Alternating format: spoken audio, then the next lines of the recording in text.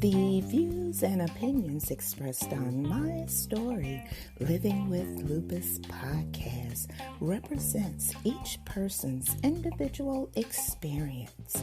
By listening to this podcast or reading our blog, you agree not to use this podcast or blog as medical advice to treat any medical condition in either yourself or others. As always, consult your own physician for any medical issues that you may be having. My Story Living with Lupus podcast is officially trademarked, all rights reserved.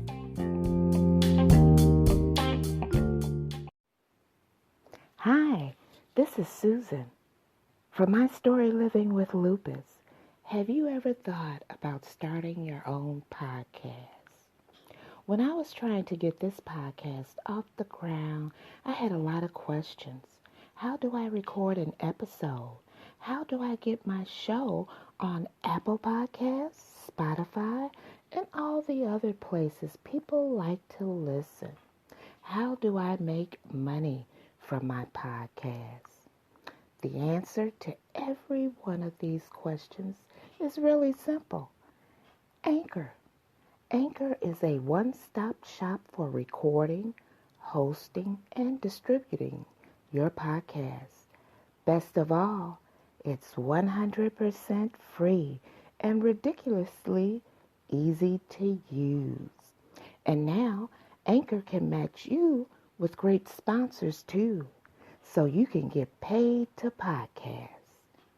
So, if you've always wanted to start a podcast, make money doing it, go to anchor.fm/start. That's ANCHOR.fm/start to join me and the diverse community of podcasters already using Anchor. That's anchor.fm/start. I can't wait to hear your podcast.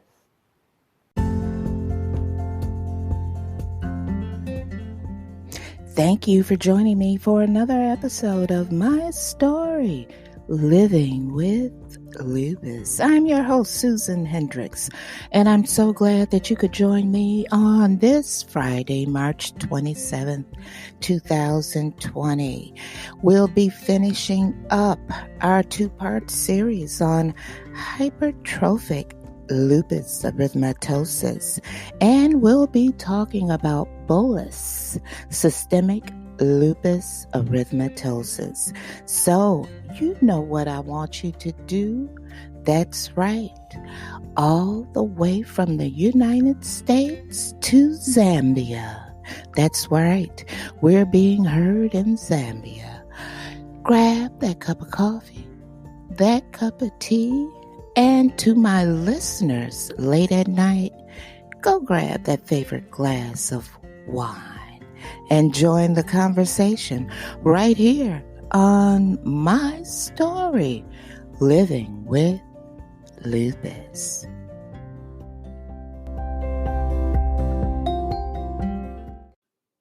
All right, this is the conclusion of part 1 of hypertrophic lupus erythematosus. Excuse me. Now let's review what hypertrophic lupus erythematosus is. HLE is distinct and rare. It is a subset of LE. It is characterized by lesions, chronic in its course, and is resistant to treatment. Now, a study of 14 cases of HLE was done by Patricia, Erica, Cristofoletti, Dalton, ETAL. They reviewed their experience of 14 cases of HLE identified in a group of 220 patients with different forms of LE. Now, this was done between 1976 and 2002. The patients presented plaques with discoid lesions. Common sites involved were the face and the arms.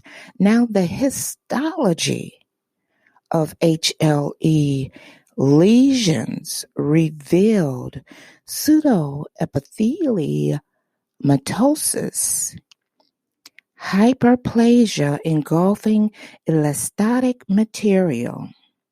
Elastic fibers were seen in migration throughout the epidermis. Now, the classic features of LE were noted in all cases. 3 of the patients developed hypokeratotic papules with central keratinosis plug on their arms at the previous LE sites. The lesions resembled clinically and histopathologically keratocanthomas. In one patient, HLE lesions progressed to squamous cell carcinoma, better known as SCC, 26 years after the onset of the disease. Now, the conclusion is transepithelial elimination of the elastotic material may be a feature of HLE. Now, some HLE lesions may present keratocanthoma, but classical features of LE aid the correct diagnosis. SCC may arise on a long-standing HLE lesion. Therefore, HLE requires clinical and histopathological follow-up. Now, when we return, we'll be talking about bullous, lupus, erythematosus. So stay with me.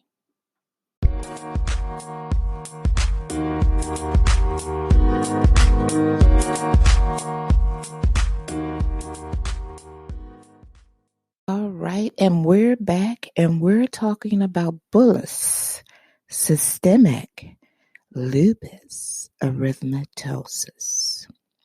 Now, you may ask, what is this? Well, BSLE is a rare autoimmune blistering disorder that typically manifests as an acute eruption in a patient with known SLE. Rarely, BSLE is the initial clinical manifestation of SLE. Now, the differential diagnosis of blistering in patients with SLE is very broad. Therefore, careful assessment is necessary to confirm the diagnosis. Now, the classic histologic and immunofluorescent findings of BSLE are separations within the dermal and epidermal junction, a neutrophilic infiltrate in the superficial dermis, immunoglobulin G, better known as IgG. Deposition at the dermal-epidermal junction and antibody deposition on the dermal side of basement membrane zone split skin.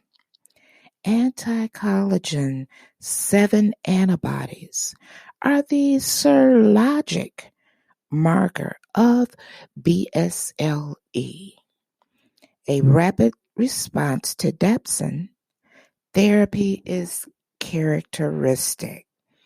Now, I had someone I know that called me one day. They have lupus, and they told me, they said, Susan, I need to send you a picture of what's on my body. And she said, tell me what it is. And because I'm freaking out right now. So she's provided me with the picture via text message. And I told her it resembled Bullous, lupus erythematosus. And I immediately told her, I said, why don't you check with your doctor to see if that truly is what it is. And sure enough, she went to her doctor, and that's what it was. That's why it is so very important. Those of us who have compromised autoimmune systems and we have lupus, it's important for us to watch for the changes in our skin. Now, if you want to know, did I go over the clinical manifestations? Let me go over the clinical manifestations because this series is a very long series, and I'm not going to keep you on here all day because you guys have heard me all this week. You heard a lot from me all this week. But the clinical manifestations of BSLE results from the disruption of the dermal and dermal adhesion secondary to antibody formation against type 7 collagen, the major component of the anchoring fibrillus in the cutaneous basement membrane zone. Now, anchoring fibrils play a critical role in the attachment of the dermis to the epidermis. Now, I just gave you a little taste of what we're going to be talking about next week. When I come back next week, we are going to go more in depth with bullous lupus erythematosus. And I told you were going to find out things that you may not even have known when you listen to this podcast. As I stated, we're going to go in further with this next week, but I just wanted to give you a little bit about bullous lupus erythematosus. So, when we return, I have a little message.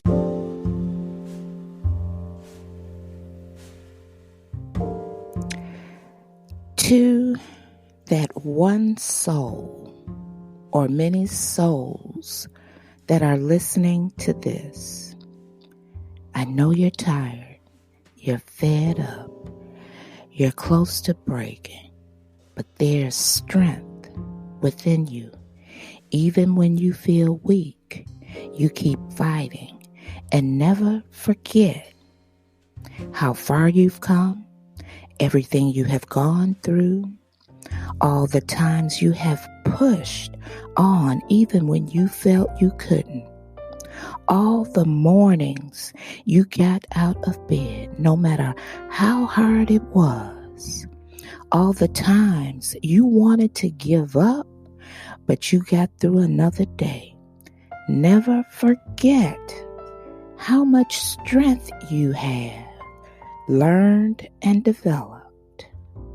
And whatever, and I mean this, whatever life throws at you, even if it hurts you, just be strong and fight through it.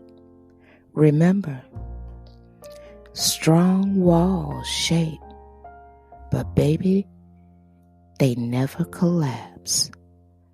I'm Susan Hendricks, your host for my story, Living with Lupus. I'll see you guys next week for part 2 of Bullous, Lupus, Erythematosus. You guys stay safe out there. And to all the medical professionals I know and to those I don't know, I say thank you for being on the front lines trying to save lives. And gentlemen, those of you who are listening and you feel more comfortable talking with another male about lupus, check out Dion Langley, #BeatLupus. He's fighting for you also. See you guys next week. Have a great one and stay safe.